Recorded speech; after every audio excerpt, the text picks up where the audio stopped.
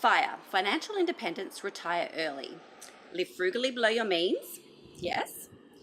Save as much as possible, of course. Invest early. I started in my 20s. Build your investments so that you don't have to work. That's me. Wait, am I retired?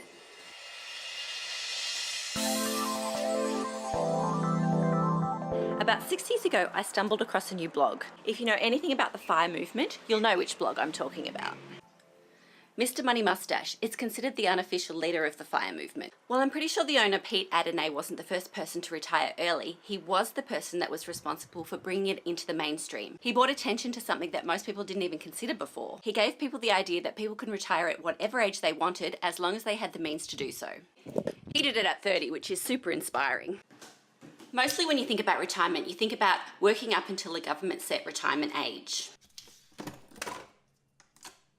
Right now that's at 65 years old. Very soon it'll be 67 and then 70 years old. You work to receive money from your employer into a retirement plan, and you probably boosted that with some of your own income as well. And when you reach retirement age, you either get that money as a lump sum or as a pension. Now there's nothing wrong with that, it's all good. Why is there a specific set age? Why can't you, if you have the means to do so, retire at whatever age you want to? Now, of course you can, not officially, but you can leave work any time that you have the means to do so. It's possible to become financially independent at any age. You don't have to stick to the set retirement age. After reading the Mr. Money blog, it became apparent that a lot of the FIRE movement thoughts about money very closely aligned to my thoughts about money. They're about living frugally and below your means, saving as much as possible of your income, investing so you can get to a certain amount where you could live off those savings, and retiring at a set amount so that you don't have to work anymore. I can't say I fit all of the rules to a T though. For a start, they rely heavily on a 4% rule. 4% rule is essentially a calculation on how much you personally will need to be able to retire on your standard of living. It takes into account stock price increases as well as withdrawing a certain amount each year. And the number that you personally need comes out at much lower than people think that they will need to retire. I'm a little different. I rely on dividend income as my main income, and I don't touch the main balance. 6 years ago, when I first discovered the Mr. Money Mustache blog, I was in no position to retire early. I had small children, a partner, and an expensive mortgage.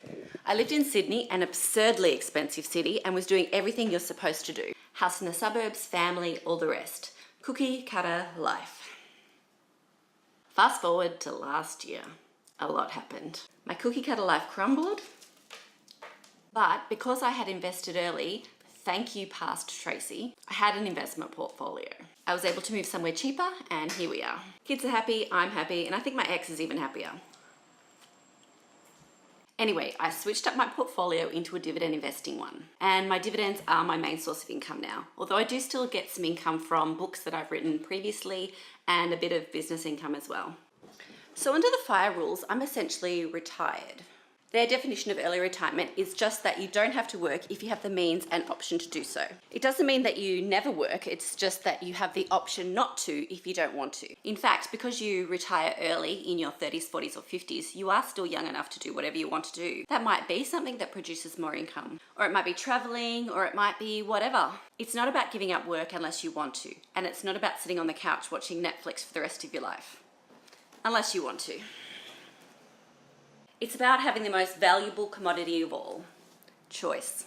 But do I consider myself retired? No, not really. I struggle with the word retire. I know it's just a word, but it does conjure up images of sweet old couples pottering around the garden and going lawn bowls on the weekend. It's not a single mum just trying to do the best for her family, but that's my issue. I do like the term financially independent much better. I'm lucky. I'm fortunate that I made a few smart decisions in my 20s, because believe me, not all the decisions I made in my 20s were smart. I live simply, I stick to a budget, I try to live a good life on what I have. I'm not especially rich, but I'm not struggling either. I actually really like the concept of the FIRE movement. They have similar thoughts on money and lifestyle as I do, and I really like that they're inspiring a whole new group of people to think differently about their future and about their retirement. The end goal is to get to a place where you have freedom and choice, and that is priceless. What are your thoughts on the FIRE movement? I'd love to know. Do you want me to make more videos on the FIRE movement? Have a great week. Start thinking about your future. Take care, and I'll see you in the next video. Bye.